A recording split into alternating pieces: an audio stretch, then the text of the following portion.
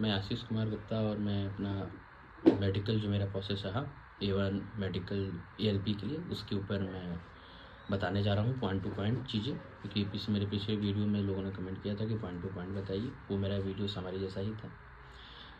तो सबसे पहले मैं ये बताऊँ कि जब हम लोग का मेडिकल प्रोसेस शुरू हुआ तो जब हम लोग वहाँ पहुँचे तो वहाँ पे सबसे ज़्यादा मेन चीज़ मुझे जो लगा कि जो हम लोग फॉर्म फिलअप अपना जब हम शुरुआत में फॉर्म फिलअप करते हैं तो उसमें जब कट ऑफ मार्क्स जो पॉइंट आइडेंटिफिकेशन मार्क्स होता है जो हम लोग को 2 फिलअप करना रहता है, उसमें मैंने एक चीज़ नोटिस किया कि वो अच्छे तरीके से उसे आइडेंटिफाई कर रहे हैं। तो आप जब भी फॉर्म फिलअप कीजिएगा तो जो आप आइडेंटिफिकेशन मार्क्स डालिएगा वो एकदम ध्यान रहे कि वहाँ पे वो चेकअप होगा और वो अच्छे से विजिबल भी होना चाहिए, क्योंकि वो थोड़ा दिक्कत कर रहे हैं अगर विजिबल सही से नहीं है तो इस बात का जरूर ध्यान रखें। तो सबसे पहले हम लोग का वही चेक हुआ, जो उसके बाद हम लोग को नॉर्मल फॉर्म फिलअप करवाया गया, जो भी वहाँ पे होता है कि आपको कोई मेजर इंजरी तो नहीं है या आपको एक्सीडेंट तो नहीं हुआ या जो भी ऑपरेशन चाहिए वो उससे रिलेटेड फॉर्म से भरवाए गए। फिर उसके बाद हम लोग का अब जैसे कि हम लोग की तो 20 की ब्रांच थी जिसमें से 18 लोग प्रेजेंट थे, तो मैंने वहाँ पे एक चीज़ नोटिस किया कि हम सभी लोगों को अपने बांट दिया गया 4-4 5-5 लोगों के ग्रुप में, किसी का एक्सरे, किसी का ECG, किसी का कुछ। तो सबसे पहले मेरा ECG हुआ। ECG में मैं एक बात जरूर बोलूँगा ध्यान देने के लिए आप लोगों को कि आपके अपने मन को काम रखना है, दिमाग को शांत रखना है, प्रभु को याद करना है, माँ बाप को याद करना है, जिससे आपका मन शांत हो, क्योंकि ECG सही आना बहुत ही इंपॉर्टेंट है। मैं वहाँ पे 4 से 5 दिन से लोगों को दौड़ते हुए देखा है ECG को लेकर। तो अगर आप ये पहले ही मन को अपने आप को शांत रखेंगे कि हमारा ECG सही है तो अब आगे की प्रॉब्लम से ऑटोमेटिक बच जाएंगे। फिर उसके बाद मैं मतलब जो हम 4 लोगों के दोस्त का बेंच था वो कंप्लीट हुआ। फिर ECG के बाद हमारा हुआ एक्सरे। तो फिर हम लोग एक्सरे रूम में गए। तो एक्सरे रूम में तो जो नॉर्मल हर जगह एक्सरे वैसे ही होता है, एक्सरे में तो कुछ ज़्यादा मैं बताने की ज़रूरत नहीं है, एक्सरे अपना हुआ। फिर एक्सरे के बाद फिर जब हम लोग आए तो हम लोग का ब्लड चेकअप हुआ। तो वही जो इंस्ट्रूमेंट होता है कि उंगली में वो ब्लड निकाली और उसके बाद ब्लड टेस्ट के साथ ठीक उसी के साथ यूरिन टेस्ट की भी हो गया। यूरिन टेस्ट का अपना यूरिन का सैंपल आदमी वहाँ पे रख दे रहा था, वो एक वो पे पेज दे रही थी, उसके ऊपर मतलब उसके यहाँ उसको रख दिया जा रहा था। जब वो कंप्लीट हुआ तो फिर हम लोग बैठे रहे। तो फिर सबसे पहले फिर उसके बाद हम लोग गए विज़न टेस्ट के लिए। तो वही एक रूम में विज़न टेस्ट के लिए गए। तो विज़न टेस्ट में मैंने एक चीज़ देखा कि सबसे पहले तो विज़न टेस्ट में हम लोग जब मैं बैठा तो पहले नियर विज़न टेस्ट हुआ। नियर विज़न में मैंने देखा कि चीज़ें सामने जो लिखी हुई हैं वो एक सीक्रेट थी, छोटे छोटे में आपको सब नियर विज़न में आपको अच्छे से पढ़ना है, दोनों आंखों से एक एक बार ऐसे रख के वो पढ़वाया जाएगा। तो जब आपका नियर विज़न हो जाएगा तो नियर विज़न जब कंप्लीट हुआ तो उसके बाद इशियारा टेस्ट पढ़ने को आया। तो इशियारा टेस्ट जो किताब आती है वो जो इशियारा ही बोलते हैं ना।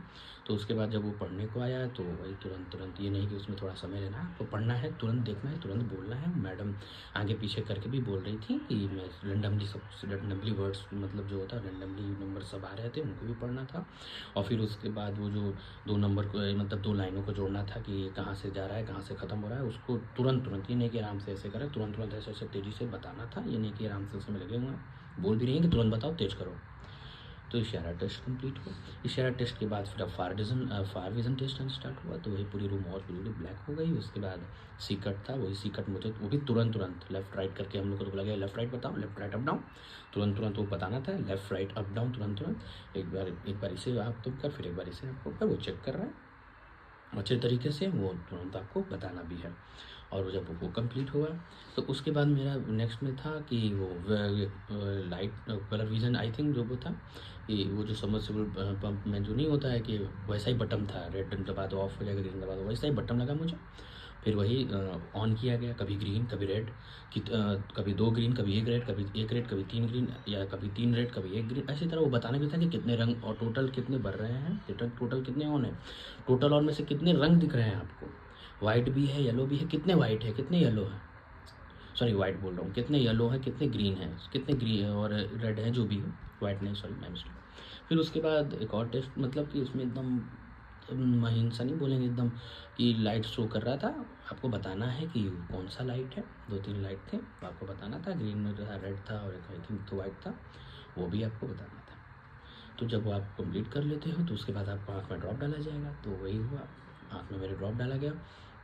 आँख में ड्रॉप जब मैं डाला तो मैं पीछे बैठा हुआ था अपना आगे जाकर।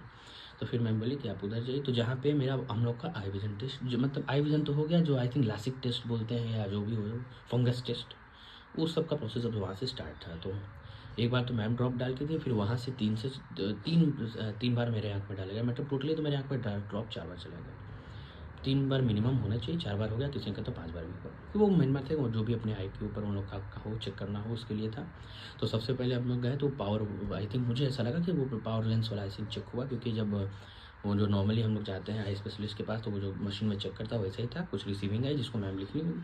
फिर उसके बाद हुआ तो फिर उसके बाद आई थिंक लेज़र टेस्ट की तरह था, क्योंकि मैं देखा वाइट रंग मतलब लेज़र की तरह था, वो आँख में अपना वो चेक कर रही थी सब। और फिर जब वो कंप्लीट हुआ फिर आया, मतलब वो रिपीटिशन था, 10-15 मिनट के गैप पे रिपीटिशन था वहीं पे एक ही जगह पे। फिर तीसरे में मैम कुछ पहनी हुई थी जिसके साथ वो चेक कर रही थी, तीसरा वही था। तो जब वो हुआ, तो जब वो कंप्लीट हुआ तो उसके बाद हम लोग बाहर आए तो हम लोग का फिजिकल टेस्ट था। तो वही हम लोग की जो उसके बाद तो 10 बच्चों की ब्रेंच बन गई फिजिकल टेस्ट के लिए, तो हम लोग फिजिकल टेस्ट में गए। तो फिजिकल टेस्ट में बहुत लोगों का कमेंट भी रहा कि भाई फिजिकल टेस्ट में ये फ्लैट फुट हो गया है या नॉकनी ये जो भी है, तो देखिए वो ऐसे पर्सनली रोक के तो नहीं देख रहे हैं, बट हाँ वो दूर में खड़े हैं। तो जब बच्चों को एक्सरसाइज जैसे बच्चों को बोल रहे हैं जम कीजिए, वो जम करवा रहे हैं तो वो देख रहे हैं, हाथ देख रहे हैं, पाम देख रहे हैं, तो सबको ऐसे बाहर करके हाथ दिखाइए आप लोग, सब उंगली ऐसे कीजिए, ये वो, तो उतने पे वो सबका उनका ध्यान है, उसी तरीके से ध्यान है। फिर उसके बाद ये सारी चीज़ें अच्छे से एक्सरसाइज कीजिए, हाथ वाथ ऐसे वैसे, गर्दन ऐसे ऐसे गोल गोल घुमाना, अपने हिसाब से वो चीज़ें देख रहे हैं कि सारे बॉडी फंक्शन सही से काम कर रहे हैं कि नहीं कर रहे हैं। फिर उसके बाद फिर वही है कि फिर उसके बाद हाइड्रोसिल चेक किया गया। पाइल्स तो मैंने नहीं देखा, पाइल्स नहीं हुआ है, हाइड्रोसिल तक चेक हुआ है। और उसके बाद फ्लैट फुट रेट वो दूर से ही ध्यान दे रहे हैं, उनको अगर कुछ कम बेसी लग रहा है तो वो आपको फिर पर्सनली बोल रहे हैं, पर्सनली बात कर रहे हैं। बट अगर ऐसा कुछ दिक्कत नहीं है तो फिर वो ऐसा कुछ नहीं, वो वहीं तक कंप्लीट हो जाएगा। तो यहाँ तक के फिजिकल टेस्ट के बाद तो फिर हम लोग अपना वही रिज़ल्ट का वेट कर रहे थे बैठे बैठे। तो जिन जिन बच्चों को फिट किया गया, जिसमें मैं भी था, तो उन्हें घर भेज दिया गया। और जब अगर किसी के अंदर कुछ त्रुटि आई, किसी को एक्सरे, किसी को थायराइड की जांच या किसी को रेटिना जांच या जो भी है, तो उनके लिए अगले दिन के लिए बोला गया कि आपको अगले दिन करा के आना एक अच्छे आई स्पेशलिस्ट से। ये मुझे पता चला। सर तो इतना ही तक था। अगर मैं कुछ मिस किया हूँ तो मुझे ज़रूर पिन कमेंट में बताइएगा कि आई थिंक आपने ये मिस किया है। मेरे चैनल से जुड़ने के लिए लाइक एंड सब्सक्राइब जरूर कीजिएगा आप लोग। Thank you.